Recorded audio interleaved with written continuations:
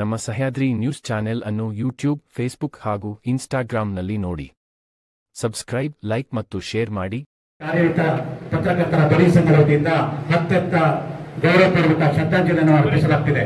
ಪತ್ರಕರ್ತರ ಸೇವೆ ಮತ್ತು ವೃತ್ತಿಬದ್ಧತೆ ಪತ್ರಿಕಾ ಉದ್ಯಮ ಅಂದರೆ ಕೇವಲ ಸುದ್ದಿಯಲ್ಲ, ಅದೊಂದು ಜವಾಬ್ದಾರಿ ಎಂಬುದನ್ನು ಸಾಬೀತುಪಡಿಸಿದ ಈ ಚೇತನಗಳು ಸೇವೆ ಅನನ್ಯವಾದದ್ದು. ಸಮಾಜದ ಧ್ವನಿ, ಸಾಮಾನ್ಯ ಜನರ ಸಮಸ್ಯೆಗಳನ್ನು ಸರ್ಕಾರದ ಗಮನಕ್ಕೆ ತರುವಲ್ಲಿ ಇವರು ವಹಿಸಿದ ಪಾತ್ರ ಹಿರಿದು. ವೃತ್ತಿಪರತೆ ಹಿರಿಯರಾದ ಸಿ.ವಿ. ರಾಘವೇಂದ್ರ ರಾವ್ ಹಾಗೂ ಲಿಂಗಪ್ಪ ಅವರಂತಹ ಮಾರ್ಗದರ್ಶಕರು ಜಿಲ್ಲೆಯ ಪತ್ರಿಕೋದ್ಯಮಕ್ಕೆ ಭದ್ರ ಬುನಾದಿ ಹಾಕಿಕೊಟ್ಟವರು. ದೃಶ್ಯ ಮಾಧ್ಯಮದ ಸವಾಲನ್ನು ಶಶಿಧರ್ ಅವರು ಮತ್ತು ಅನಿಲ್ ಅವರಂತಹ ಯುವ ವರದಿಗಾರರು ಹಗಲಿರುಳು ಶ್ರಮಿಸಿ ಕ್ಷಣದ ಮಾಹಿತಿಯನ್ನು ಜನರಿಗೆ ತಲುಪಿಸುತ್ತಿದ್ದರು. ಛಾಯಾಚಿತ್ರದ ಕಲೆ ಶಿವಮೊಗ್ಗ ನಂದನ್ ಅವರು ತಮ್ಮ ಕ್ಯಾಮರಾ ಕಣ್ಣಿನ ಮೂಲಕ ಸಾವಿರಾರು ಪದಗಳ ಹೇಳಲಾಗದ ಸತ್ಯವನ್ನು ಚಿತ್ರಗಳಲ್ಲಿ ಹಿಡಿದಿಟ್ಟವರು. ಅಕ್ಷರ ಮತ್ತು ದೃಶ್ಯಮಾನ ಮೂಲಕ ಸಮಾಜವನ್ನು ಜಾಗೃತಗೊಳಿಸಿದ ಈ ಮಾಧ್ಯಮ ಮಿತ್ರರ ಅಗಲಿಕೆ ಜಿಲ್ಲೆಯ ಪತ್ರಿಕಾ ರಂಗಕ್ಕೆ ತುಂಬಲಾರದ ನಷ್ಟವಾಗಿದೆ. ಸಂಘದ ವತಿಯಿಂದ ಪ್ರಾರ್ಥನೆ, ಅಗಲಿದ ಈ ಎಲ್ಲಾ ಚೇತನಗಳಿಗೆ ಭಗವಂತನ ಚಿರಶಾಂತಿಯನ್ನು ನೀಡಲಿ ಮತ್ತು ಅವರ ಕುಟುಂಬದವರಿಗೆ ಈ ದುಃಖವನ್ನು ಭರಿಸ. ರಾಜ್ಯ ಮಾಧ್ಯಮ ಸಲಹೆಗಾರರಾಗಿ ಜಗಳೂರು ಲಕ್ಷ್ಮಣ ಅವರು ಕೂಡ ಬಹಳ ದೂರದಿಂದ ಬಂದಿದ್ದಾರೆ. ಕೆ. ಸತೀಶ್ ಗೌಡರು, ಪ್ರಧಾನ ಕಾರ್ಯದರ್ಶಿ, ಗಿರೀಶ್ ಅಜುರರ್, ಡಿ. ನಾಗರಾಜ್ ಜಿಲ್ಲಾಧ್ಯಕ್ಷರು. ವಿಶೇಷವಾಗಿ ಒಂದು ಕಾರ್ಯಕ್ರಮದಲ್ಲಿ ಪಾಲ್ಗೊಂಡಿರುವಂತಹ ಸನ್ಮಾನ್ಯ ಲೋಕಸಭಾ ಸದಸ್ಯರಾಗಿ, ರಾಜ್ಯಸಭಾ ಸದಸ್ಯರಾಗಿ, ವಿಧಾನಸಭಾ ಸದಸ್ಯರಾಗಿ, ವಿಧಾನ ಪರಿಷತ್ತಿನ ಸದಸ್ಯರಾಗಿ 4 ಮನೆಗಳನ್ನು ಗಮನಿಸಿ ರಾಜಕೀಯ ಕ್ಷೇತ್ರದಲ್ಲಿ ತಮ್ಮ ನಾಯಕತ್ವದ ಛಾಪನ್ನು ಮೂಡಿಸಿರುವಂಥವರು ಸನ್ಮಾನ್ಯ ಅನಿಲ್ ಮಂಜುನಾಥ್. ಅವರು ರಾಜಕೀಯ ಕ್ಷೇತ್ರದಲ್ಲಿ ಛಾಪು ಜಾಸ್ತಿ ಅನ್ನೋದಕ್ಕಿಂತ ಹೆಚ್ಚಾಗಿ ಕಾರ್ಮಿಕ ಕ್ಷೇತ್ರದಲ್ಲಿ ಅವರು ಛಾಪನ್ನು ಮಾಡಿ ಮೂಡಿಸಿರುವಂಥದ್ದು. ಭಾರತೀಯ ಮಜ್ದೂರ್ ಸಂಘದಲ್ಲಿ 10 ವರ್ಷಗಳ ಕಾಲ ತನ್ನ ಪೂರ್ಣಾವಧಿ ಜೀವನವನ್ನು ಮುಗಿಸಿ ಆನಂತರ ರಾಜಕೀಯ ಕ್ಷೇತ್ರಕ್ಕೆ ಪಾದಾರ್ಪಣೆ ಮಾಡಿದಂಥವ್ರು. ಹಾಗಾಗಿ ಕಾರ್ಮಿಕರ ಬದುಕು ಏನು ಅಂತ ಅವರಿಗೆ ಗೊತ್ತಿತ್ತು. ಅವರು ಇವತ್ತಿನ ಕಾರ್ಯಕ್ರಮದಲ್ಲಿ ಉದ್ಘಾಟನಾ ಸಂದರ್ಭದಲ್ಲಿ ಉಪಸ್ಥಿತರಿದ್ದಾರೆ, ವೆಂಕಟೇಶ್ವರಿದ್ದಾರೆ. ಈ ಹಿಂದೆ ವಿಧಾನಸಭಾ ಸದಸ್ಯರಾಗಿ ಹಿರಿಯರಾದಂತಹ ಚಂದ್ರಶೇಖರ್ ಅವರು ಕೂಡ ಬಂದಿದ್ದಾರೆ.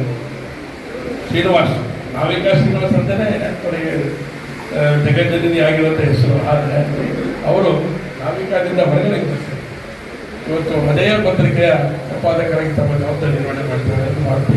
ಶ್ರೀನಿವಾಸ್ ಹಾಗೆ ವೆಂಕಟೇಶ್ವರಿದ್ದಾರೆ. ನಮ್ಮ ನಾಗರಾಜ್ ಅವರು, ವೈಎಸ್ ನಾಗರಾಜ್ ಅವರು ಕೂಡ ಇವತ್ತು ರಾಜಕೀಯ ಕೆಲಸವನ್ನು ಮಾಡ್ತಿದ್ದಾರೆ. ಅನೇಕರು ವೇದಿಕೆ ಮೇಲೆ ಹಿರಿಯರು ಕೂತ್ಕೊಂಡಿದ್ದಾರೆ. ನಾವೆಲ್ಲ ಒಟ್ಟಿಗೆ ಸೇರಿಕೊಂಡಿದ್ದೇವೆ. ಷಡಾಕ್ಷರಿ ಮಾತಾಡುವಂಥ ಸಂದರ್ಭದಲ್ಲಿ ನಾನು ಅನೇಕ ಮುಖಗಳನ್ನು ನೋಡ್ತಾ ಇದ್ದೆ. ಮೊದಲು ಒಂದು ಪತ್ರಿಕೆಯಲ್ಲಿ ಕೆಲಸ ಮಾಡ್ತಾ ಇದ್ದೆ. ಪತ್ರಿಕೆಯಲ್ಲಿ ಕೆಲಸ ಮಾಡ್ತಾ ಮಾಡ್ತಾ ಮಾಡ್ತಾ ಅವರು ಸ್ವಯಂ ಉದ್ಯೋಗಿಗಳಾಗಿ ಒಂದು ಪತ್ರಿಕಾ ಕ್ಷೇತ್ರಕ್ಕೆ ಒಂದು ಪತ್ರಿಕೆಯನ್ನು ನಡೆಸುವ ಹಾಗೆ ಆಗಿರುವಂಥದ್ದು ಇದೊಂದು ವಿಶೇಷವಾದಂಥದ್ದನ್ನ ನಾವು ಗಮನಿಸಬೇಕಾದಂಥ ಸಂಗತಿ. ಹೊರಗಡೆ ಕೆಲಸ ಮಾಡ್ತಾ ಇದ್ವಿ. ಆ ನಂತರ ಸಹಜವಾದಂಥ ರೀತಿಯೊಳಗಡೆ ನಮ್ಮ ಬೆಳವಣಿಗೆಯನ್ನು ಗಮನದಲ್ಲಿ ಇಟ್ಕೊಂಡು ನಾವು ಕೂಡ ಬೆಳೀಲಿಕ್ಕೆ ಪ್ರಾರಂಭವನ್ನು ಮಾಡಿದ್ವಿ. ಹಾಗಾಗಿ ನಾವು ಸ್ವಂತ ಪತ್ರಿಕೋದ್ಯಮಿಗಳಾಗಿ ನಾವು ಕೆಲಸವನ್ನು ಮಾಡ್ತಾ ಇದ್ದೇವೆ. ಇವತ್ತು ಪತ್ರಿಕಾ ಉದ್ಯಮ ಆಗಿಬಿಟ್ಟಿದೆ. ಪ್ರಸ್ತಾಪ ಮಾಡಿದ್ರು ಪತ್ರಿಕಾ ಉದ್ಯಮ, ಪತ್ರಿಕೋದ್ಯಮಿ ಅನ್ನುವಂಥ ಮಾತಿದೆಯಲ್ಲ, ಎಲ್ಲ ಒಂದು ಕಡೆಗೆ ಆ ಕ್ಷೇತ್ರಕ್ಕೆ ಮಾಡುವಂಥ ಅಪಮಾನ ಅಂತ ಹೇಳಿ ನನಗಂತೂ ಅನಿಸಿದವರು. ಅದೊಂದು ಉದ್ಯಮ ಅನ್ನೋದಕ್ಕಿಂತ ಹೆಚ್ಚಾಗಿ ಅದೊಂದು ಈ ದೇಶದಲ್ಲಿರುವಂಥ, ಈ ರಾಜ್ಯದಲ್ಲಿರುವಂಥ ವ್ಯಕ್ತಿಗಳಲ್ಲಿ ಇರುವಂಥ ಅನೇಕ ಅಂಕುಡೊಂಕುಗಳನ್ನು ತಿದ್ದಲಿಕ್ಕೆ ಬೇಕಾಗಿರುವಂಥ ಒಂದು ದೊಡ್ಡದಾದಂಥ ಒಂದು ಸಮಾಜವನ್ನು ತಿದ್ದಬಹುದಾದಂಥ ಶಕ್ತಿ ಇರೋಂಥ ಒಂದು ಲೇಖನಿಯ ಬರಹಗಳು ಇವತ್ತು ಸಮಾಜದಲ್ಲಿ ನಾವು ಕಾಣ್ತಾ ಇದ್ದೇವೆ. ಅದಕ್ಕೆ ಕಾರಣ ಅಂತ ಹೇಳಿದ್ರೆ ಈ ರೀತಿಯ ಕಾರ್ಯನಿರತ ಪತ್ರಕರ್ತರ ಸಂಘಗಳು ವಿಶೇಷವಾಗಿ ಧ್ವನಿಯಾಗಿ ಇವತ್ತು ಹೊರಗಡೆ ಬಂದಿದ್ದಿಲ್ಲ. ಹಾಗಾಗಿ ಈ ಧ್ವನಿ ಯಾವತ್ತೂ ಕೂಡ ಸಾಮಾನ್ಯವಾಗಿ ಯಾವುದಾದ್ರೂ ಬಡವರ ಪರವಾದಂಥ ಧ್ವನಿ ಇರ್ಬೋದು, ಸಾಮಾಜಿಕ ಕ್ಷೇತ್ರದಲ್ಲಿ ಕೆಲಸ ಮಾಡುವಂಥ ಒಳ್ಳೆಯ ಕೆಲಸದ ಧ್ವನಿ ಇರ್ಬೋದು, ಅದರ ಹುಟ್ಟನ್ನು ಅಡಗಿಸುವಂಥ ಕೆಲಸದ ಕಾರ್ಯವನ್ನು ಮಾಡುವಂಥ ಸಂಖ್ಯೆ ತುಂಬ ಇದೆ ಈ ರಾಜ್ಯದಲ್ಲಿ, ಈ ಸಮಾಜದಲ್ಲಿ. ಆದರೆ ಸಾಮಾನ್ಯರ ಭಾವನೆಗಳನ್ನು ನೀಗಿಸುವಂಥ ಕೆಲಸವನ್ನ ಪತ್ರಿಕಾ ಕ್ಷೇತ್ರದ ಮೂಲಕ ತಾವು ಮಾಡ್ತಾರೆ. ಇದೊಂದು ಅತ್ಯಂತ ಮಹತ್ವಪೂರ್ಣವಾದಂಥ ಕ್ಷೇತ್ರ ಇದೆ. ಇದು ಉದ್ಯಮ ಅನ್ನೋದಕ್ಕಿಂತ ಜಾಸ್ತಿ ಇದು ಸಾಮಾಜಿಕ ಕ್ಷೇತ್ರ ಇದೆ, ಸೇವಾ ಕ್ಷೇತ್ರ ಇದೆ. ಹಾಗಾಗಿ ಈ ಕ್ಷೇತ್ರದೊಳಗಡೆ ಇರೋರು ಎಲ್ಲರೂ ಕೂಡ ಚೆನ್ನಾಗಿರ್ಬೇಕು ಅಂತ ಮಾತನ್ನ ನಮ್ಮ ಕನ್ನಡಪ್ರಭದಲ್ಲಿ ಕಳೆದ 25 ವರ್ಷದಲ್ಲಿ ಕೆಲಸ ಮಾಡಿದಂಥವ್ರು ಹೇಳಿದ್ರು. ಅನೇಕ ತರದ ಸಮಸ್ಯೆಗಳನ್ನ ಎದುರಿಸ್ತಾ ಇದ್ದಾರೆ ಅಂತ ಮಾತನ್ನು ಹೇಳಿದ್ದಾರೆ. ಅದಕ್ಕೆ ಪರಿಹಾರ ಹುಡುಕುವಂಥ ಕೆಲಸ ನಾವು ನೀವು ಅವಾಗವಾಗ ಸೇರಿ ಯೋಚನೆ ಮಾಡುವಂಥದ್ದು ಬಹಳ ಅಗತ್ಯ ಇದೆ. ಇವತ್ತು ಕಾರ್ಯಕ್ರಮ ಮುಗಿಯುತ್ತೆ, ನೀವು ಹೇಳಿದ್ದು ನಾವು ನೆನ್ಪಿಟ್ಕೊಳ್ತೇವೆ, ಮುಂದಕ್ಕೆ ಹೊರಟೋಗ್ಬಿಡ್ತೇವೆ. ಹಾಗಾಗದೇನೆ ಏನಾದರೂ ಒಂದು ಕನ್ಸ್ಟ್ರಕ್ಟಿವ್ ಆಗಿ ಏನಾದರೆ ಒಳ್ಳೇದಾಗುತ್ತೆ ಅಂತ ಯೋಚನೆಯನ್ನು ಮಾಡಿ ಈ ತಂಡದ ಮೂಲಕ ಅವಾಗವಾಗ ಕೂತ್ಕೊಂಡು ಯೋಚನೆಯನ್ನು ಮಾಡಿದ್ರೆ ಖಂಡಿತವಾಗ್ಲೂ ಏನಾದರೂ ಒಂದು ಹೊಸ ದಿಕ್ಕನ್ನ ಈ ಕ್ಷೇತ್ರಕ್ಕೆ ನಾವು ತೊಗೊಳಕ್ಕೆ ಅವಕಾಶಗಳಿದೆ. ಆ ದಿಕ್ಕಲ್ಲಿ ಯೋಚನೆಯನ್ನು ಮಾಡೋಣ, ಏನು ಅಗತ್ಯ ಇದೆ. ಹಾಗಾಗಿ ನಾವು ನಗರಸಭೆ ಒಳಗಡೆ ನಮ್ಮ ಮಹಾನಗರ ಪಾಲಿಕೆ ಒಳಗಡೆ ವಿಶೇಷವಾಗಿ ಪತ್ರಕರ್ತರಿಗೋಸ್ಕರನೇ ಒಂದು ಯೋಜನೆಯನ್ನು ನಾವು ರೂಪಿಸಿದ್ದೇವೆ. ಅದು ಸಂಪೂರ್ಣ ಸದ್ಬಳಕೆ ಆಗ್ತಾ ಇದೆ ಅಂತ ಕೇಳಿದ್ರೆ ಅದು ಇನ್ನೂ ಸ್ವಲ್ಪ ಅದಕ್ಕೆ ಸರಿಯಾದಂಥ ರೂಪುರೇಷೆಗಳು ಆಗ್ತಾ ಇದೆ. ಅದನ್ನ ಮಾಡಿಕೊಂಡು ನಾವು ಮುಂದಿನ ಕೆಲಸಕ್ಕೆ ಕೈ ಹಾಕಬೇಕಾಗಿದೆ. ನಾವು ಅದನ್ನು ವಿಶೇಷವಾದಂಥ ರೀತಿಯಲ್ಲಿ ಅವತ್ತಿನ ಇದ್ದಂಥ ಈ ಹಿಂದೆ ಕೆಲಸ ಮಾಡಿದಂಥ ಚಂದ್ರಕಾಂತ್ ಇರ್ಬೋದು, ಈ ಥರದ ಅನೇಕ ರಂಗಸ್ವಾಮಿ ಎಚ್ ರಂಗಸ್ವಾಮಿ ನಾವಿಕ ಪತ್ರಿಕೆಯ ಸಂಪಾದಕರು ಅವರ ಹೆಸರಿನಲ್ಲಿ, ಹಾಗೆಯೇ ಎಚ್ಚರಿಕೆ ನಾಗೇಂದ್ರಪ್ಪನವರು ಅವರ ಹೆಸರಿನಲ್ಲಿ ಒಟ್ಟು 5 ಜನರ ಒಂದು ಹೆಸರುಗಳೆಲ್ಲ ನೆನಪಲ್ಲಿಟ್ಕೊಂಡು ಆ ಒಂದು ಯೋಜನೆಯನ್ನು ತಯಾರು ಮಾಡಿದ್ವಿ ಶಿವಮೊಗ್ಗ ಮಹಾನಗರ ಪಾಲಿಕೆಯಲ್ಲಿ. ಆದರೆ ಅದಕ್ಕೆ ಪೂರಕವಾಗಿ ಬೇಕಾಗಿರುವಂಥ ಸಂಘಟನೆಗಳು ಜೋಡಿಸೋದ್ರೊಳಗಡೆ ವ್ಯತ್ಯಾಸಗಳಾಗಿದೆ. 2 ವರ್ಷಗಳ ಕಾಲ ಕಾರ್ಯಕ್ರಮಕ್ಕೋಸ್ಕರ ಕಾರ್ಯಕ್ರಮ ನಡೆದಿದೆ. ಆದರೆ ಮೂಲಭೂತವಾಗಿ ಏನಾಗಬೇಕು ಅಂತ ಅಪೇಕ್ಷೆ ಇಟ್ಕೊಂಡು 25 ಲಕ್ಷ ರೂಪಾಯಿನ ಹಣವನ್ನು ಅದಕ್ಕೆ ಮೀಸಲಿಟ್ಟಿದ್ವಿ. ಅದು ಪ್ರತಿ ವರ್ಷ ಮುಂದಕ್ಕೆ ತೊಗೊಂಡೋಗ್ಬೇಕು ಅನ್ನೋ ಯೋಚನೆ ಅದರಲ್ಲಿ ಇರುವಂಥದ್ದು. ಹಾಗಾಗಿ ಅದಕ್ಕೂ ಕೂಡ ಬೇಕಾಗಿರೋ ಸಂಘಟನೆಗಳನ್ನ ತಮ್ಮ ಸಲಹೆಗಳನ್ನ ತಾವು ಕೊಡಬೇಕು ಅಂತ ಈ ಸಂದರ್ಭದಲ್ಲಿ ವಿನಂತಿಯನ್ನು ನಾನು ಮಾಡ್ತೇನೆ. ಯಾಕಂದ್ರೆ ನನಗೆ ಯಾಕೆ ಈ ಪತ್ರಕರ್ತರ ಸಂಘ ಇಷ್ಟ ಅಂತ ಹೇಳಿದ್ರೆ, ಆದರೆ ಎಷ್ಟೇ ಪತ್ರಕರ್ತರ ಸಂಘಗಳಲ್ಲಿ 16 ಪತ್ರಕರ್ತರ ಸಂಘಗಳಿದೆ. ಆದರೆ ನನಗೇನು ಅಂತ ಹೇಳಿದ್ರೆ, ನಾನು ಒಬ್ಬ ಪತ್ರಿಕೆಯನ್ನು ಹಂಚಿ ಇವತ್ತು ಈ ಜಾಗಕ್ಕೆ ಬಂದು ನಿಂತ್ಕೊಂಡಿರುವಂತ. ಪತ್ರಿಕೆ ಹಂಚಬೇಕಾದ್ರೆ ಏನೆಲ್ಲ ಕಷ್ಟ ಇದೆ ಅಂತ ನಂಗೆ ಗೊತ್ತಿದೆ. ನಾವಿಕ ಪತ್ರಿಕೆ ಹಂಚಿದ್ದೇನೆ, ಉದಯವಾಣಿ ಪತ್ರಿಕೆ ಹಂಚಿದ್ದೇನೆ, ಕನ್ನಡಪ್ರಭ ಹಂಚಿದ್ದೇನೆ, ಉದಯವಾಣಿ ಹಂಚಿದ್ದೇನೆ. ಈ ರೀತಿ ಎಲ್ಲವನ್ನು ಪತ್ರಿಕೆಗಳನ್ನು ಹಂಚಿ ಶಿವಮೊಗ್ಗ ಟೆಲೆಕ್ಸ್ ಹಂಚಿನ ಒಂದು ಪತ್ರಿಕೆಯನ್ನು ಕೂಡ ನಾವು ಪ್ರಾರಂಭ ಮಾಡಿದ್ವಿ 5 ಜನರ ತಂಡ ಸೇರಿ. ಅದಕ್ಕೆ ಮಂಜಣ್ಣವರು ಅವಾಗಲೇ ಹೇಳ್ಬೇಕಾದ್ರೆ ಮಂಜಣ್ಣವರು ಪರಿಚಯ ಮಾಡ್ಕೊಳ್ಳಿ ನಾನು. ಇವತ್ತು ಮಂಜಣ್ಣವರು ಕೂಡ ಅದೇ ಪತ್ರಿಕೆಯನ್ನು ಪ್ರಾರಂಭ ಮಾಡಿದ್ದು ಅವರೇನೆ. ಆ ನಂತರದೊಳಗಡೆ ಅದನ್ನ ಬೇರೆ ನಡೆಸಲಿ ಅಂತ ಹೇಳಿ ಯೋಚನೆಯನ್ನು ಮಾಡಿ ಅವರು ಅದನ್ನು ಬೇರೆ ಅದಕ್ಕೆ ವರ್ಗಾವಣೆ ಮಾಡಿದ್ದು ನೆನಪಿದೆ. ಹಾಗಾಗಿ ಈ ಕ್ಷೇತ್ರ ಇದೆ ಅತ್ಯಂತ ಮಹತ್ವಪೂರ್ಣವಾದಂಥ ಅತ್ಯಂತ ಪವಿತ್ರ ಕ್ಷೇತ್ರ ಅನ್ನೋದನ್ನ ನಾವ್ಯಾರು ಕೂಡ ಮೊದಲಿಗೆ ಸಾಧ್ಯ ಇಲ್ಲ. ಹಾಗಾಗಿ ಈ ಕ್ಷೇತ್ರದ ಬಗ್ಗೆ ನನಗೆ ಆಸಕ್ತಿ ಕೂಡ ಇದೆ. ಇಲ್ಲಿ ಕೆಲಸ ಮಾಡ್ತಿರೋರ ಬಗ್ಗೆ ನಮ್ಮ ಕಳಕಳಿನೂ ಕೂಡ ಇದೆ. ಹಾಗಾಗಿ ಪತ್ರಿಕೆ ಹಂಚಿದ ಜೊತೆಗೇನೆ ನಾವು ವಿಶೇಷವಾಗಿ ನಾವು ಪತ್ರಿಕಾ ಕ್ಷೇತ್ರದಲ್ಲೂ ಕೂಡ ಪದಾರ್ಪಣೆಯನ್ನು ಮಾಡಿ 3 ವರ್ಷಗಳ ಕಾಲ ಕೆಲಸವನ್ನು ಮಾಡಿದೆ. ಅವಾಗ ನಮಗೆ ಮುದ್ರಕ ಅಂತ ಹೇಳಿದ್ರು, ಅದರ ಜವಾಬ್ದಾರಿ ನನಗೆ. ಆ ಪತ್ರಿಕೆ ಮುದ್ರಕನಾಗಿ ನಾನು ಜವಾಬ್ದಾರಿ ನಿರ್ವಹಣೆ ಮಾಡಿದ್ವಿ. ಹಾಗಾಗಿ ಈ ಕ್ಷೇತ್ರದೊಳಗಡೆ ಏನು ಸಮಸ್ಯೆಗಳಿದೆ ಅಂತ ಸ್ವಲ್ಪ ವಿಶೇಷವಾಗಿ ಅರ್ಥ ಮಾಡ್ಕೊಂಡಿರೋರು ಕೂಡ ನಾವಿದ್ದೇವೆ. ಮಂಜಣ್ಣಗೆ ವಿಶೇಷವಾಗಿ ಕೂಡ ಅದ್ರ ಬಗ್ಗೆ ಆಸಕ್ತಿ ಇದೆ, ಗೊತ್ತು ಇದೆ. ಅವ್ರದ್ದು ಸಲಹೆಗಳನ್ನು ತಗೊಂಡು ಶ್ರೀನಿವಾಸ್ ಅವರು ಬಹಳಷ್ಟು ವರ್ಷಗಳಿಂದ ಕಾರ್ಯವನ್ನು ಮಾಡ್ತಾ ಇರುವಂಥದ್ದು. ಸಂಪಾದಕೀಯವನ್ನು ಬರೆದಂಥ ಹೆಚ್ಚು ಸಂಪಾದಕೀಯವನ್ನು ಲೋಕಲ್ ಪತ್ರಿಕೆಯಲ್ಲಿ ಬರೆದಂಥ ಯಾರು ಇದ್ದಾರೆ ಪತ್ರಕರ್ತರು ಅಂತ ಹೇಳಿದ್ರೆ ಶ್ರೀನಿವಾಸ್ ಅಂತ ನಾನು ತುಂಬ ಮಾಡ್ತೇನೆ. ಈ ಹಿಂದೆ ಸೋಗಾದ ಮಂಜಣ್ಣ ಅಂತ ಒಬ್ಬರಿಗೆ, ಸೋಗಾದ ಮಂಜಣ್ಣವರು ಅಷ್ಟೇ ಎಲ್ಲ ಪತ್ರಿಕೆಗಳು ಆಲ್ಮೋಸ್ಟ್ ನಾಲ್ಕಕ್ಕೆ ಹೆಚ್ಚು ಬರೆದ್ರು ಕೂಡ ಎಲ್ಲ ಪತ್ರಿಕೆಯವರು ಕೂಡ ಅವ್ರ ಸಲಹೆ ಸಹಕಾರವನ್ನು ತಗೊಂಡು ಕಾರ್ಯವನ್ನು ಮಾಡ್ತಾ ಇದ್ರು ನೆನಪಿದೆ. ಹಾಗಾಗಿ ಸಂಪಾದಕ ಏರಿಯಲ್ಲ ಮೊನ್ನೆ ನಮ್ಮ ಕ್ಷಿತಿಜ ಪತ್ರಿಕೆ ಇವರಿದ್ದಾರೆ ಬನಾರಿಯವರು, ಅಂದ್ರೆ ಅಲ್ಲಿ ಅದರೊಳಗಡೆ ಅನೇಕ ರೀತಿಯ ಸಂಘಟನೆಗಳಿಗೆ ಬೆಳಕು ಚೆಲ್ಲುವಂತ ಕಾರ್ಯ ಅದರಲ್ಲಿ ಆಗುತ್ತೆ. ಸುದ್ದಿ ಮಾಧ್ಯಮದಲ್ಲಿ ಆಗೋದಿಲ್ಲ, ಸುದ್ದಿ ಮಾಡಬೇಕಾದ್ರೆ ಅನೇಕ ಸಂಘಟನೆಗಳು ಆಗೋದಿಲ್ಲ. ಹಾಗಾಗಿ ಮೊನ್ನೆಯದು ಅವರು ಸಂಪಾದಕೀಯ ಬರೆದಾಗ ನಾನು ಅವ್ರಿಗೆ ಫೋನ್ ಮಾಡಿದೆ. ನಾನು ಬಹಳ ಚೆನ್ನಾಗಿ ಬರೆದಿದ್ದೀನಿ ಅಂತ ಅವ್ರಿಗೆ ಫೋನ್ ಮಾಡಬೇಕು ಅಂತಂದ್ರೆ ಅವ್ರು ನಮಗೆ ಲೈನಿಗೆ ಸಿಗ್ಲೇ ಇಲ್ಲ. ಶ್ರೀನಿವಾಸ್ ಅಂದ್ರೆ ಚನ್ನಿ ಏನು ಅಂತ ನಾವು ಅರ್ಥ ಮಾಡ್ಕೊಂಡು ಹೋಗ್ತವ್ರು. ಆದ್ರೆ ಅವರು ಬರೆದಂತ ಸಂದರ್ಭಗಳಲ್ಲಿ ಸತ್ಯವನ್ನೇ ಹೇಳಿರುವಂಥದ್ದು ಇದೆಯಲ್ಲ. ಚನ್ನಿ ಸ್ನೇಹಿತರೆ ನಾವು ಅದು ಚೆನ್ನಿಗೇನು ಬೇಸರ ಆಗತ್ತೆ ಅಂತ ಹೇಳಿ ಅಥವಾ ವಿಷಯವನ್ನು ಮುಚ್ಚಿಡಬೇಕು ಅಂತ ಯಾವುದೂ ಯೋಚನೆ ಮಾಡದೇನೆ ಒಂದು ಅಂಕ ಬರೀಲಿಕ್ಕೆ ಜಾಗ ಇರುವಂಥ ಜಾಗ ಯಾವುದು ಅಂತ ಹೇಳಿದ್ರೆ ಸತ್ಯವನ್ನು ಪ್ರಕಟ ಮಾಡಲಿಕ್ಕೆ ಜಾಗ ಯಾವುದಂದ್ರೆ ಅದು ಸಂಪಾದಕೀಯ. ಆ ಸಂಪಾದಕೀಯ ಜಾಗ ಇದೆಯಲ್ಲ, ಅದಕ್ಕೆ ನಾವು ವಿಶೇಷವಾಗಿ ಗೌರವವನ್ನು ಕೊಟ್ಟು ಅದಕ್ಕೆ ಜಾಗವನ್ನು ಇಟ್ಕೊಳ್ಬೇಕನ್ನೋದು ಬಹಳ ಅಗತ್ಯ ಇದೆ. ಅವಾಗ ಮಾತ್ರ ಅನೇಕರ ಮನಸ್ಸಲ್ಲಿರುವಂಥ ಭಾವನೆಗಳನ್ನ ಅನೇಕರ ಸಮಸ್ಯೆಗಳನ್ನ ಪರಿಹಾರ ಮಾಡಲಿಕ್ಕೆ ಸಾಧ್ಯತೆ ಆಗುತ್ತೆ ಅಂತ ಮಾತನ್ನು ನಾವು ಹೇಳ್ತಾ ವಿಶೇಷವಾದಂಥ ರೀತಿಯಲ್ಲಿ ನಾವು ಇವತ್ತು ಜೋಡಿಸ್ಕೊಂಡು ವಿದ್ಯಾರ್ಥಿಗಳಿಗೆ ಶಕ್ತಿಯನ್ನು ದಾರಿ ಇರುವಂಥ ಕೆಲಸ ಮಾಡಿಲ್ಲ. ಹೇಳಿ ಕೇಳಿ ದುರ್ಗಿಗುಡಿ ಶಾಲೆ ನಂಬರ್ 1 ಶಾಲೆ ಆಗಿದೆ ಇದು. ನಂಬರ್ 1 ಶಾಲೆ ನಂಬರ್ 1 ಶಾಲೆಯಲ್ಲಿ ಸರ್ಕಾರಿ ಶಾಲೆ ಒಳಗಡೆ ಯಾವ ಹಂತಕ್ಕೆ ವಿದ್ಯಾರ್ಥಿಗಳು ಅಂಕ ತಗೊಂಡಿದ್ದಾರೆ ಅದಕ್ಕೆ ಇವತ್ತು ನಾವು ಸನ್ಮಾನ ಮಾಡೋದಲ್ಲ ಇದೇ ಸಾಕ್ಷಿ ಅಂತ ನಾನು ಭಾವಿಸ್ತೇನೆ. ಹಾಗಾಗಿ ಕೆಲವು ಒಳ್ಳೆ ಕೆಲಸಗಳೆಲ್ಲ ನಮ್ಮ ನಾಗರಾಜ್ ಅವರ ನೇತೃತ್ವದಲ್ಲಿ ಶಿವಮೊಗ್ಗದಲ್ಲಿ ನಡೆದಿದೆ. ಹಾಗಾಗಿ ಈ ಕಾರ್ಯಕ್ಕೆ ಶಕ್ತಿಪಟ್ಟ ನಾಗರಾಜ್ ಮತ್ತು ಅವರ ತಂಡಕ್ಕೆ ನಾನು ಅಭಿನಂದನೆಗಳನ್ನು ಸಲ್ಲಿಸಿ ಕೃತಜ್ಞತೆಗಳನ್ನು ಸಲ್ಲಿಸಿ ನನ್ನ 4 ಮಾತುಗಳನ್ನು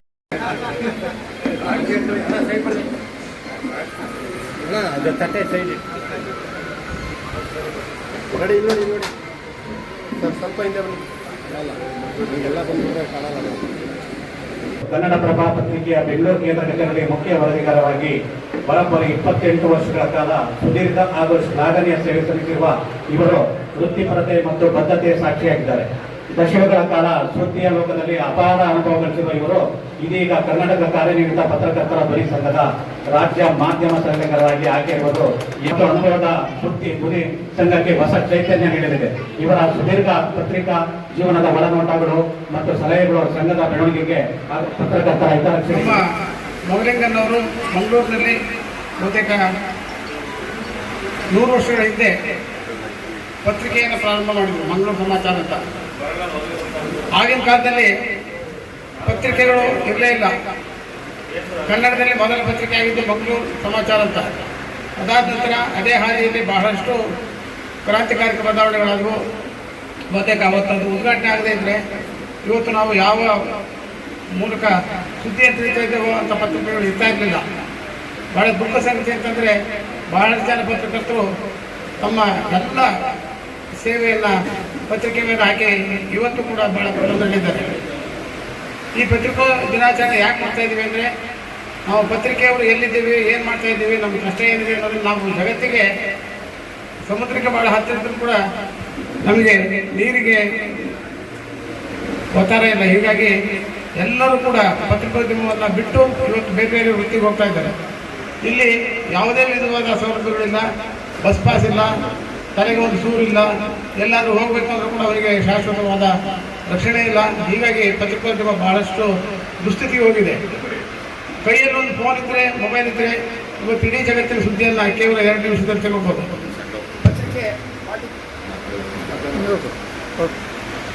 ಏನು ಆತ್ಮೀಯತೆಯಲ್ಲಿ ಕರೆದಾಗ ತೀರ ತಿರಸ್ಕಾರ ಮಾಡಬೇಕಾಗಿದೆ ಅಂತ ಹೇಳಿ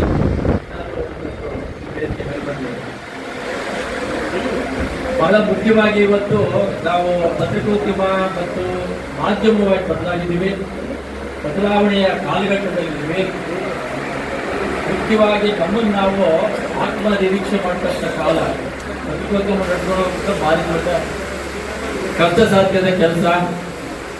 ಸರ್ಕಾರದ ಸಹಾಯವನ್ನು ಕೇಳಬೇಕು, ಸರ್ಕಾರದ ತಪ್ಪೊಪ್ಪುಗಳನ್ನು ಕೂಡ ನಾವು ಅದನ್ನು ಸಾರ್ವಜನಿಕರಿಗೆ ತಲುಪಿಸಬೇಕು. ಇಂಥ ಒಂದು ಸಂಕೀರ್ಣವಾದಂತಹ ಸನ್ನಿವೇಶ ಏನಾಗುತ್ತೆ, ನಾವು ಯಾರಿಗಾಗಲಿ ನಮಗೆ ಶಾಲ ಹಾಕಿ ಸನ್ಮಾನ ಮಾಡಿದಾಗ ಆಗುವ ಖುಷಿನೇ ಬೇರೆ.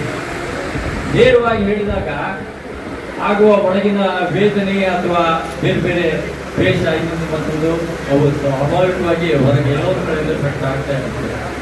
ಇಂಥ ಸನ್ನಿವೇಶದಲ್ಲಿ ನಾನು ಹೇಳೋದು, ಬಹಳ ನಮ್ಮ ಸ್ವಾತಂತ್ರ್ಯದ ಪೂರ್ವ ಕಾಲದಿಂದ ಮಾಧ್ಯಮದ ಬಗ್ಗೆ ಒಳ್ಳೆಯ ಒಂದು ಅಭಿಪ್ರಾಯ ನಮ್ಮ ದೇಶದಲ್ಲಿದೆ. ಆ ದಿಶೆಯಲ್ಲಿ ನಮಗೆ ಸಿಕ್ಕಿರುವಂತಹ ಒಂದು ಒಳ್ಳೆಯ ಅವಕಾಶ ಅಂತಲೇ ಹೇಳಬೇಕು. ಅದನ್ನು ನಾವು ನಮ್ಮ ಕರ್ತವ್ಯಕ್ಕೆ ಚ್ಯುತಿ ಬರದಂತೆ ಸರ್ಕಾರದ ಆಶಯ ಮತ್ತು ಜನರ ಪ್ರತಿಕ್ರಿಯೆ ಎರಡರ ನಡುವೆ ನಾವು ಕೆಲಸ ಮಾಡಬೇಕು, ಪ್ರಾಮಾಣಿಕತೆಗೆ ಒತ್ತು ಕೊಡಬೇಕಂತೇಳಿ ಈ ಅವಕಾಶ ಕೊಟ್ಟಿದ್ದಕ್ಕಾಗಿ ನಮ್ಮೆಲ್ಲರಿಗೂ ಅನಂತ ಧನ್ಯವಾದಗಳು. ಒಂದು ಎಡಗೈ ಬಲಗೈಲಿ ಇಟ್ಕೊಂಡ್ರೆ ಎರಡು ಕಾಣುತ್ತೆ.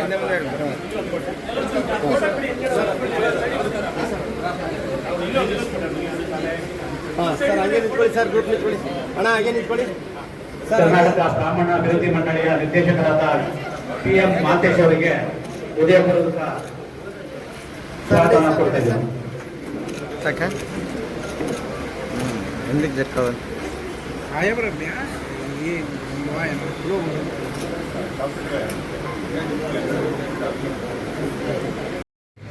ರಾಜ್ಯ ಮಾಧ್ಯಮ ಸಲಹೆಗಾರರಾಗಿ ಜಗಳೂರು ಲಕ್ಷ್ಮಣ ಅವರು ಕೂಡ ಬಹಳ ದೂರದಿಂದ ಬಂದಿದ್ದಾರೆ. KM ಸತೀಶ್ ಗೌಡರು, ಗುಲಾಲ್ ಗಿರೀಶ್ ಅಜುರ ಡಿ ನಾಗರಾಜ್ ಜಿಲ್ಲಾಧ್ಯಕ್ಷರು. ವಿಶೇಷವಾಗಿ ಒಂದು ಕಾರ್ಯಕ್ರಮದಲ್ಲಿ ಪಾಲ್ಗೊಂಡಿರುವಂತವರು ಸನ್ಮಾನ್ಯ ಲೋಕಸಭಾ ಸದಸ್ಯರಾಗಿ, ರಾಜ್ಯಸಭಾ ಸದಸ್ಯರಾಗಿ, ವಿಧಾನಸಭಾ ಸದಸ್ಯರಾಗಿ, ವಿಧಾನ ಪರಿಷತ್ತಿನ ಸದಸ್ಯರಾಗಿ 4 ಮನೆಗಳನ್ನು ಗಮನಿಸಿ ರಾಜಕೀಯ ಕ್ಷೇತ್ರದಲ್ಲಿ ತಮ್ಮ ನಾಯಕತ್ವದ ಛಾಪನ್ನು ಮೂಡಿಸಿರುವಂಥವರು ಸನ್ಮಾನ್ಯ ಅನಿಲ್ ಮಂಜುನಾಥ್. ಅವರು ರಾಜಕೀಯ ಕ್ಷೇತ್ರದಲ್ಲಿ ಛಾಪು ಜಾಸ್ತಿ ಅನ್ನೋದಕ್ಕಿಂತ ಹೆಚ್ಚಾಗಿ ಕಾರ್ಮಿಕ ಕ್ಷೇತ್ರದಲ್ಲಿ ಅವರು ಛಾಪನ್ನು ಮಾಡಿ ಮೂಡಿಸಿರುವಂಥದ್ದು. ಭಾರತೀಯ ಮಜ್ದೂರ್ ಸಂಘದಲ್ಲಿ 10 ವರ್ಷಗಳ ಕಾಲ ತನ್ನ ಪೂರ್ಣಾವಧಿ ಜೀವನವನ್ನು ಮುಗಿಸಿ ಆನಂತರ ರಾಜಕೀಯ ಕ್ಷೇತ್ರಕ್ಕೆ ಪದಾರ್ಪಣೆ ಮಾಡಿದಂಥವ್ರು. ಹಾಗಾಗಿ ಕಾರ್ಮಿಕರ ಬದುಕೇನು ಅಂತ ಅವರಿಗೆ ಗೊತ್ತಿತ್ತು. ಅವರು ಇವತ್ತಿನ ಕಾರ್ಯಕ್ರಮದಲ್ಲಿ ಉದ್ಘಾಟನಾ ಸಂದರ್ಭದಲ್ಲಿ ಉಪಸ್ಥಿತರಿದ್ದಾರೆ, ವೆಂಕಟೇಶ್ವರಿದ್ದಾರೆ. ಈ ಹಿಂದೆ ವಿಧಾನಸಭಾ ಸದಸ್ಯರಾಗಿ ಹಿರಿಯರಾದಂಥ ಚಂದ್ರಶೇಖರ್ ಅವರು ಕೂಡ ಆಗಿದ್ದಾರೆ. ಶ್ರೀನಿವಾಸ್, ನಾವೀಗ ಶ್ರೀನಿವಾಸ್ ಅಂತಲೇ ಅವರಿಗೆ ಜಗಜ್ಜನನಿ ಆಗಿರುವಂಥ ಹೆಸರು. ಆದರೆ ಅವರು ನಾವಿಕಾದಿಂದ ಹೊರಗಡೆ ಇವತ್ತು ಅದೇ ಪತ್ರಿಕೆಯ ಸಂಪಾದಕರಾಗಿ ತಮ್ಮ ಜವಾಬ್ದಾರಿ ನಿರ್ವಹಣೆ ಮಾಡ್ತಾರೆ.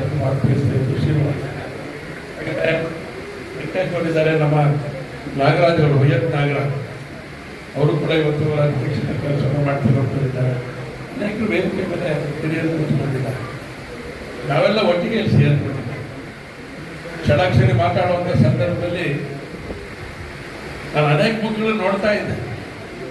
ಮೊದಲು ಒಂದು ಪತ್ರಿಕೆಯಲ್ಲಿ ಕೆಲಸ ಮಾಡ್ತಾ ಇದ್ದೆ.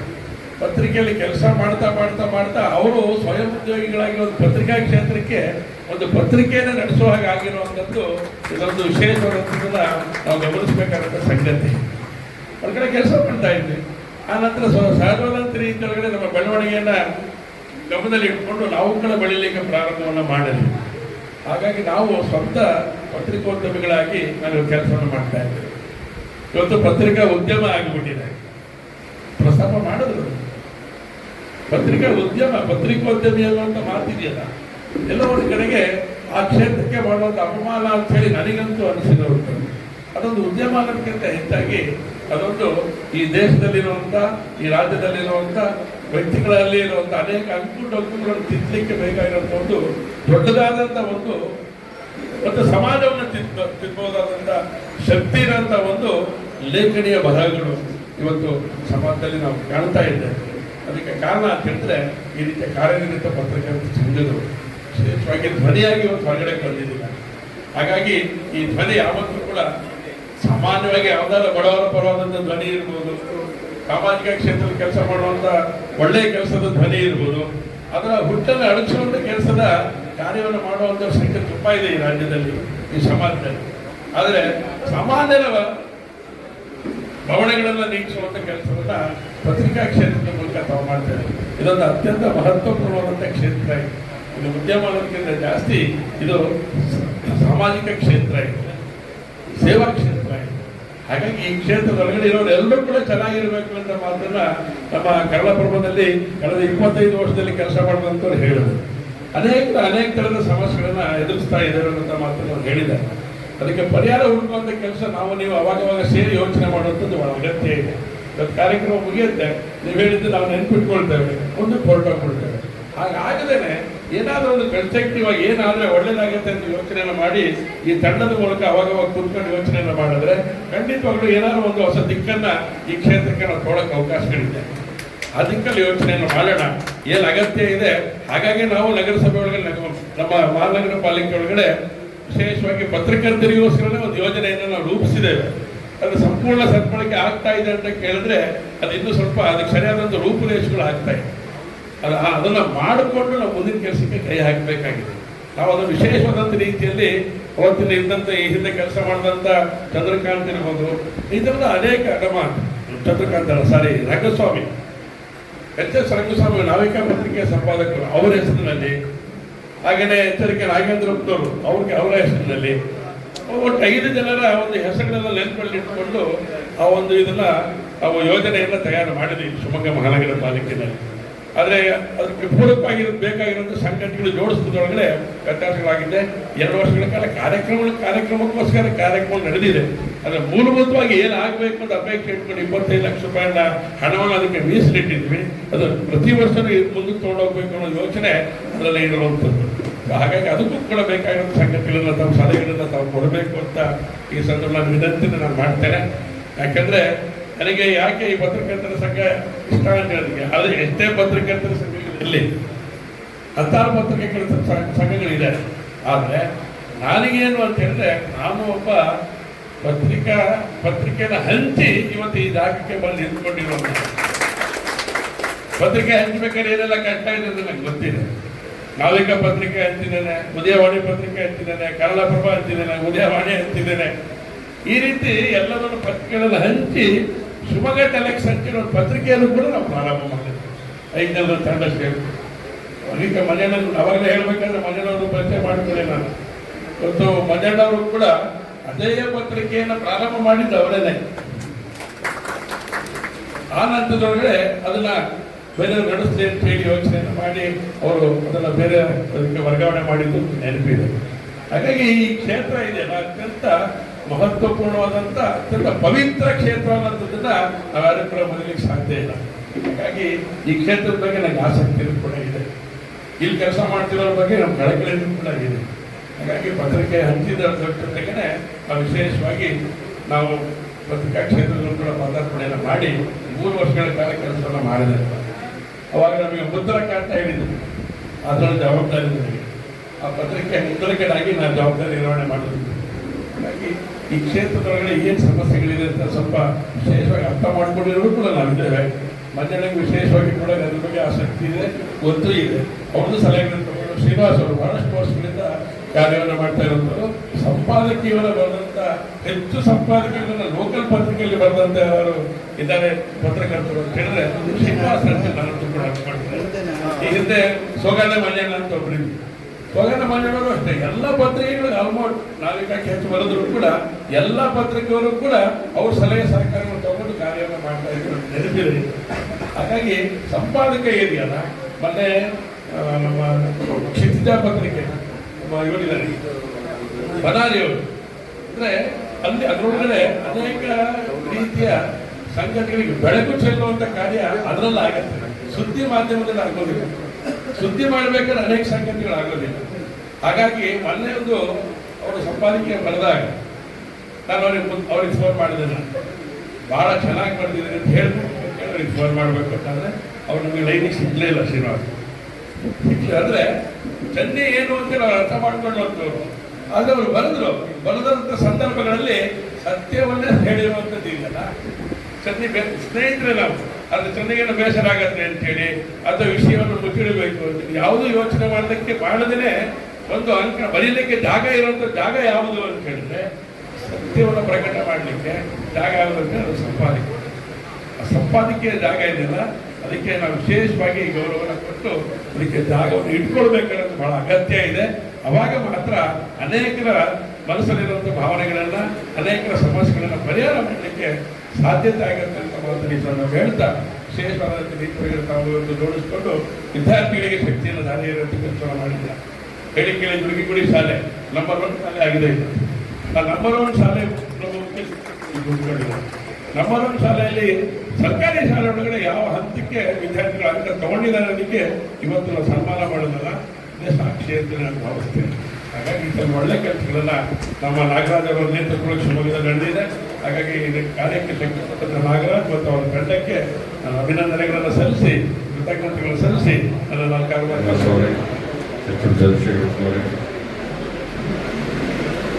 ಎಲ್ಲ ಕಡೆಯಿಂದ ಶಿವಮೊಗ್ಗ ಬಂದಿರತಕ್ಕಂಥ ನಮ್ಮ ಪತ್ರಕರ್ತ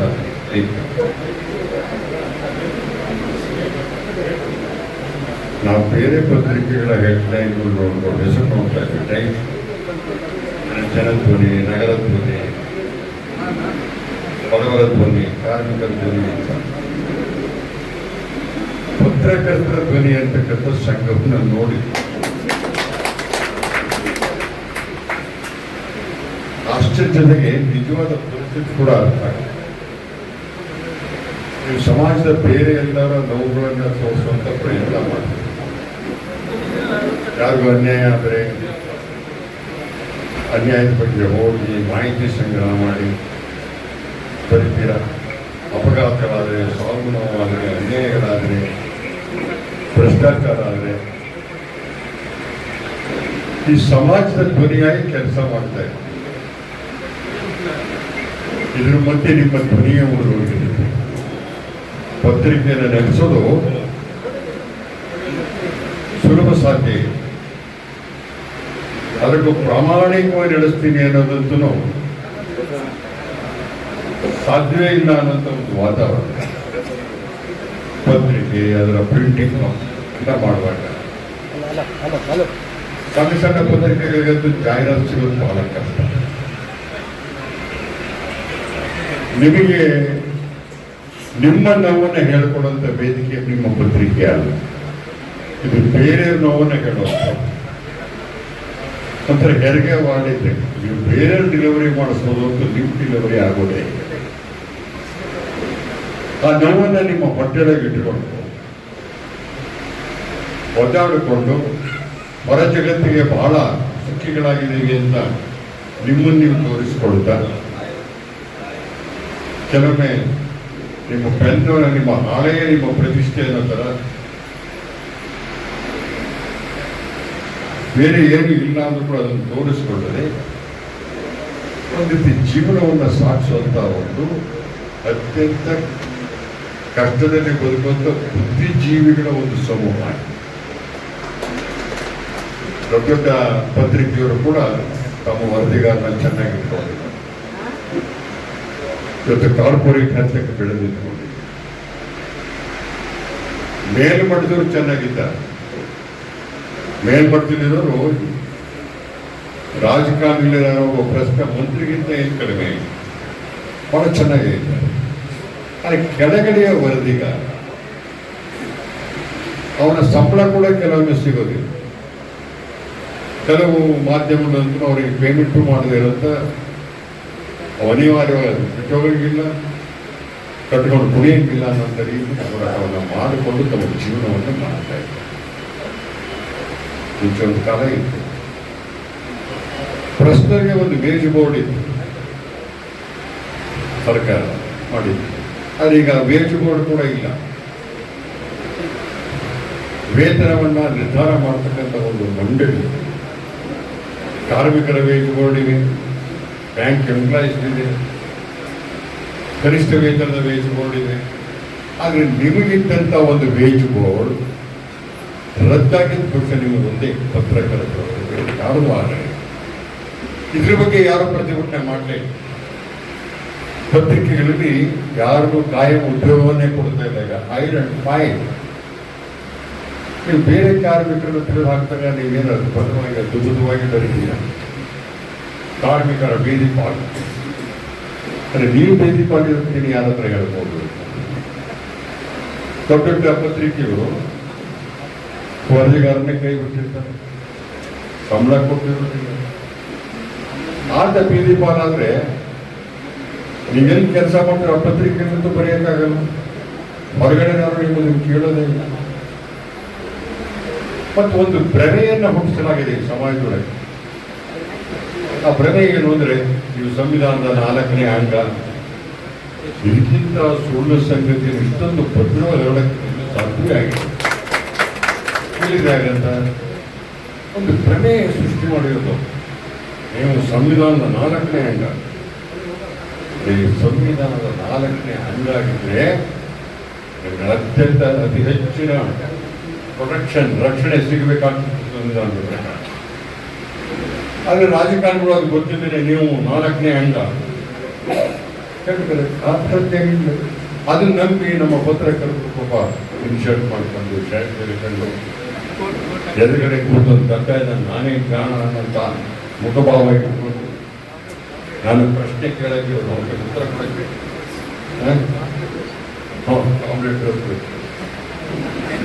ಆ ಥರ ಬೇರೆಯವರಿಗೆ ನಿಮ್ಮ ನೋವನ್ನು ಹೇಳಿಕೊಡೋಕ್ಕಾಗಲಿಲ್ಲ. ಆಂತರಿಕ ಆ ತುಮಲದ ಮಧ್ಯೆ ನೀವೇನು ಅರಳುತ್ತಾ ಈ ಸಮಾಜದ ಅನುಕೂಲಗಳನ್ನು ತಿದ್ದು ಪ್ರಯತ್ನ ಮಾಡ್ತೀರಲ್ಲ, ನಿಮಗೆ ಶವಾಜ್ ಕೈ ಮುಗಿಯುವುದು. ನಾನು ಸೌಮ್ಯನ ಪತ್ರಿಕೆ ಶುರು ಮಾಡಿದೆ, ನೋಡೋದು ಚೆನ್ನಾಗಿ ಎಲ್ಲಕ್ಕೋಸ್ಕರ ಏನೂ ಕೆಲಸ ಇಲ್ಲ ಒಂದು ಪತ್ರಿಕೆ ಮಾಡೋಣ, ಎಲ್ಲೇ ಒಂದು ರಿಪೋರ್ಟ್ ಮಾಡೋಣ. ನಾನು ಅವ್ರಿಗೆ ಚೆನ್ನಾಗಿ ಬರೀತೀನಿ ಅಂತ ಅದು ರೆಕಾರ್ಡ್ ಮಾಡಿ ಗೊತ್ತಾಗಲ್ಲ ಏನು ಬರೆಯೋದು ಅಂತ. ಮತ್ತು ನಾನು ಸ್ವಲ್ಪ ಒಂದು ಪತ್ರಿಕೆ ಮಾಡಿದೆ, ಹಾಗೆ ಪತ್ರಿಕೆ ಒಂದು 2 ವರ್ಷ ಆಗ್ತಿದ್ದಂಗೆ ಅನ್ನೋದು ನಾವು ಮಾಡೋ ಕೆಲಸ ಅನ್ನೋದು ನಮ್ಮ ಕೈಲಲ್ಲ. ಇದಕ್ಕೆಲ್ಲ ಹೋಗಬಾರ್ದು. ಆ ಪತ್ರಿಕೆ ನಾನು ಯಾರಿಗೂ ವಹಿಸ್ಬಿಟ್ಟು ತಗೊಂಡು ಅದಕ್ಕೆ ಹೋಗಿ ಶ್ರೀನಿವಾಸ ಕೈಗಳು ಸಿಗಾಕೊಂಡಿದ್ದೆ. ಈಗ ಶ್ರೀನಿವಾಸ ಹತ್ರ ಇಲ್ಲ. ಅದಕ್ಕೆ RNA ಎಲ್ಲ ತಗೊಂಡು ಬಂದಿದ್ದೆ ನಾನು ಅಂತ. ಆದರೆ ನಡೆಸೋದು ಸುಲಭ ಇಲ್ಲ ಅಂತ ಗೊತ್ತಾಗದೆ ಅವರ ಮಟ್ಟೆ. ನಾವು ಅಷ್ಟು ಸೊಳಗೆ ಕಾಲಿದ್ದಾಗೆ ಗೊತ್ತಾಗೋದು ಎಲ್ಲಿ ಒತ್ತುತ್ತೆ, ಎಲ್ಲಿ ಚುಚ್ಚುತ್ತೆ,